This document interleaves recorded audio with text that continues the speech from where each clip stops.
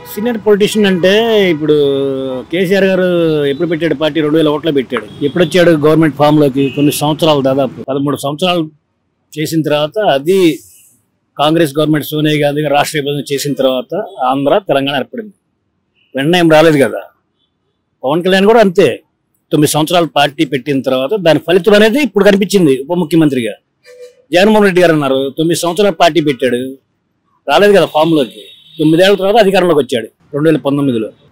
అట్లా విమర్శించకూడదు. పార్టీ అనేది ఒకసారి వాళ్ళకి వస్తుంది, గవర్నమెంట్ ఒకసారి వీళ్ళకి రావచ్చు, అంతేగాని విమర్శలు అనేవి చేయకూడదు. అది అంటే పవన్ కళ్యాణ్ కష్టపడకుండా లక్కీగా డిప్యూటీ సీఎం అయిపోయాడు అని చెప్పి కవిత గారు అన్నారు కదా.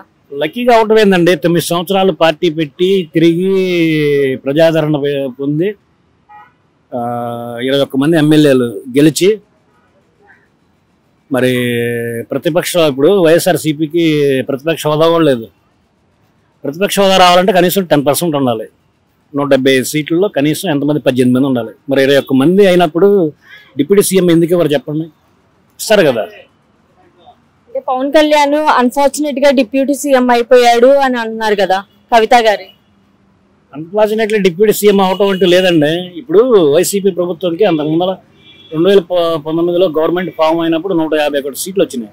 మరి మొన్న వచ్చినాయి 11 సీట్లు వచ్చినాయి. అంటే ప్రతిపక్ష హోదా కూడా లేదు. మరి ప్రతిపక్ష హోదా కోసం చాలా ఫైట్ చేశారు జగన్మోహన్ రెడ్డి గారు. మరి ఇంతవరకు అయితే ఇవ్వాల. మరి ప్రతిపక్ష హోదా కన్నా కూడా ఎక్కువ సీట్లు వచ్చినాయి కదా కూటమి ప్రభుత్వంలో. టీడీపీ సపోర్ట్ చేశారు, బీజేపీకి కూడా అలయన్స్ కూడా సపోర్ట్ చేసి తీసుకొచ్చారు. బీజేపీ అనేది వద్దని చెప్పినా కూడా పవన్ కళ్యాణ్ గారు ఢిల్లీ లెవెల్లో మాట్లాడి మోదీ గారితో, అమిత్ షా గారితో మాట్లాడి ఏకతాటి మీద తీసుకొచ్చి ప్రభుత్వాన్ని ఫామ్ చేశారు అన్నమాట. అలాగే కొంతమంది గిరిజన ప్రజలకు కూడా పవన్ కళ్యాణ్ గారు చెప్పులు ఇవ్వడం అనేది జరిగింది కదా, దీని మీద మీ అభిప్రాయం ఏంటి? అది మంచి పద్ధతే కదండి. చెప్పులు ఇవ్వడం అనేది మంచి పద్ధతే కదా. దాన్నే మనం రాజకీయ కోణంలో చూడకూడదు. పవన్ కళ్యాణ్ గారి గురించి ఒక మాటలో ఏం చెప్తారు? పవన్ కళ్యాణ్ గారు డిప్యూటీ సీఎంగా చాలా బాగా పనిచేస్తున్నారు, దాంట్లో డౌటే లేదు.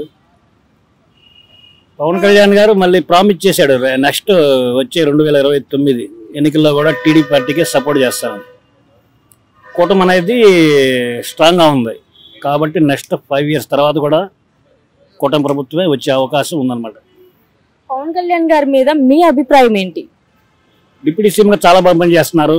పథకాలు అనేవి వెంటనే ఎవరు ఏ గవర్నమెంట్ అయినప్పుడు జగన్మోహన్ రెడ్డి గారు వచ్చినా కూడా 6 నెలలు 7 నెలల పాటు ఏ పథకాలు కూడా ఇంప్లిమెంట్ కాలా. ఇప్పుడు కాస్త లేట్ అయింది, 9 నెలలు 10 నెలలు అవుతుంది. ప్రతి పథకాన్ని అమలు చేస్తా అని చెప్పారు. పవన్ కళ్యాణ్ గారు కూడా చెప్పారు, చేస్తారు, కంపల్సరీ చేస్తారు. పవన్ కళ్యాణ్ గారి భార్య తిరుమలకి వెళ్ళి మొక్కు తీర్చుకుంటే కొంతమంది దీన్ని కూడా పిచ్చి పిచ్చిగా మాట్లాడుతున్నారు కదా, దీని మీద మీ అభిప్రాయం ఏంటి? అది రాజకీయం చేయకూడదండి. ఎందుకంటే తిరుపతి దేవస్థానానికి ఏ మతస్థులైనా వెళ్ళొచ్చు. అయినా పవన్ కళ్యాణ్ గారి మిస్సెస్ అఫిడవిట్ ఇచ్చే వెళ్ళారు దేవుడి దర్శనంకి. దాన్ని రాజకీయ కోణంలో చూడకూడదు. ఏదైనా కూడా ఆవిడ ఒక విదేశీ క్రిస్టియన్ అయి ఉండి ప్రతిదీ ఆవిడ క్లారిటీగా మొత్తం చెప్పి డిక్లరేషన్ ఫామ్ మీద కూడా సైన్ పెట్టినప్పుడు ఆవిడ ఇలా మాట్లాడడం ఎంతవరకు కరెక్ట్ అంటారు? అది రాంగ్ అండి, అలా చేయకూడదు. ఆ విషయాన్ని పొలిటికల్ కోణంలో చూడకూడదు. అంటే ఇది కావాలని పొలిటికల్ గా తీసుకొచ్చి ఈ పవన్ కళ్యాణ్ గారి మీద బురద చల్లుతున్నారంటారా? కన్ఫామ్ గా బురద చల్లటం. అది కేసీఆర్ కూతురు కవిత గారు కూడా పవన్ కళ్యాణ్ సీరియస్ పొలిటీషియన్ కాదు